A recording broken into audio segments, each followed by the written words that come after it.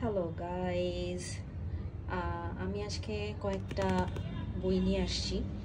আমরা ছোটোবেলায় আমরা যারা 90s-এর পোলাপাইন, আমরা কিন্তু এই ডিজনিল্যান্ডের এই বইগুলা পড়ে পড়ে বড় হয়েছি। সো আমি আগে আমার যখন ছোটোবেলা চাইল্ডহুড ছিল, আমি অসম্ভব আমি এগুলা কালেক্ট করছি, পড়ছি। বাট ওই সময় তো বাসা টাসা চেঞ্জ বা অত বুঝি নাই, তো তখন গিয়ে জিনিসগুলো হয়তো বিক্রি করে দেওয়া হয়েছে, তো ছিল না।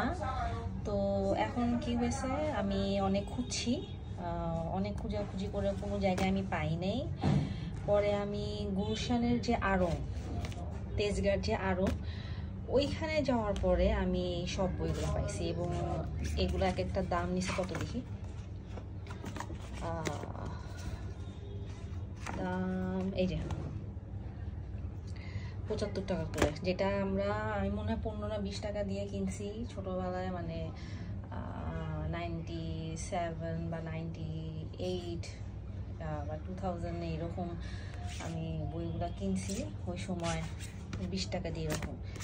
তা আমি কি বলবো, মানে আমি সো হ্যাপি যে আমি এগুলা পাইছি। আমি আরও খুঁজছি, আরও অনেকগুলো বই ছিল, আমি এগুলা মানে তেজগাঁ ইয়েতে পাইনি, আরঙে পাইনি।